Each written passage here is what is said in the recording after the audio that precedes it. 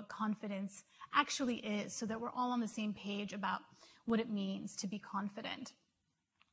And what I'd like to do is reframe this idea of confidence in our heads, because up to this point, I think many of us believed that if we were competent and we showed our competency through hard work, taking on more tasks, putting in more hours, doing a really good job, that would be enough to get us to the next level. Unfortunately, that's not the case. And this is a myth that has, I think, been misinterpreted for a very long time for women in the professional world. Because what they've found is that competence is not enough. You also need to have confidence to be successful. So success really equals confidence and competence. So what I want you to take away from this section is that confidence is what turns thoughts into action. Without it, we don't move forward. We freeze, we don't speak up, we don't go for those opportunities, and it ends up leading to that leadership gap that I spoke about earlier. So confidence is what turns thoughts into action. I'm attending the NAL GCI and just heard Monique speak, and she really talked to us about how important it is that confidence is for us as women especially. She told us about some tips about how to face your fear and do it anyway, which really resonated with me. Women have a tendency to take things personally, okay? Men are really good at resilience. If they make a mistake, they get right back up, right? They don't really let it take the wind out of their sails. What do women do? We close down, we retreat, we overanalyze, right? We ponder it, yes. And that takes energy. It takes energy out of, our effectiveness, essentially. So instead of putting our mind back into the game and thinking about, okay, how do I learn from this and move forward?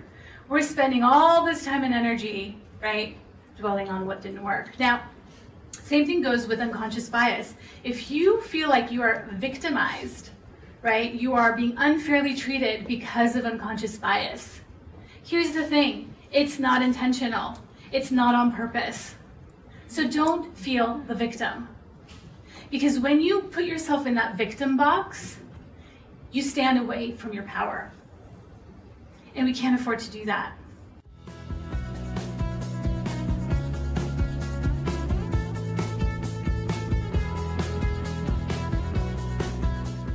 Am I beginning to believe the bias?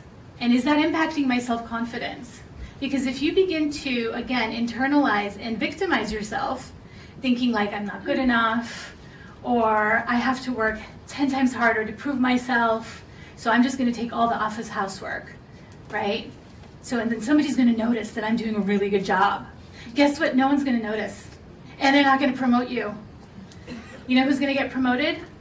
The woman that delegates that stuff and takes on a high visibility assignment. Or spends her time building her network, right? Building relationships with key decision makers who are going to be the ones who are going to advocate on your behalf, who are going to offer you those positions, who are going to support you. So becoming aware of your own unconscious bias is super important. I learned from Monique today the importance of my cheerleader, reminding myself I'm smart, I'm confident, and I can do this.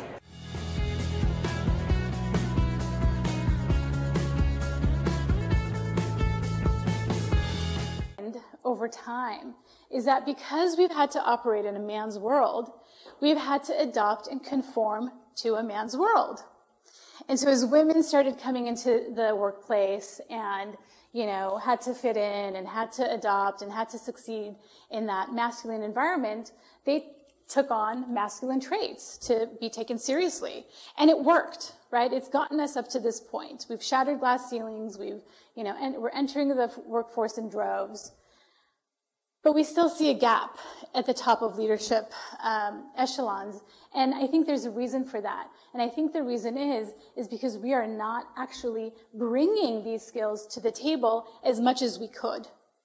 We're tending to leave those qualities at home. Showing up more with empathy and with care and emotional intelligence with our family and friends, maybe not as much with our colleagues and peers in the workplace.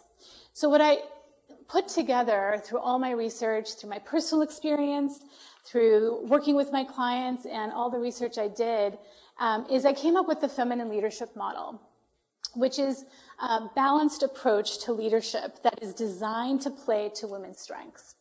Now, I called it the feminine leadership model, but you can call it anything you want. You can call it the inclusive leadership model. You can call it a collaborative leadership model. Men can use it. Women can use it. This is the model of the future, ladies and gentlemen. This is what people are looking for in companies today. I just heard Monique's incredible presentation. It really made me think about what I do to myself to handicap myself, and she provided really wonderful strategies on how to be better, how to be stronger, and how to help other women.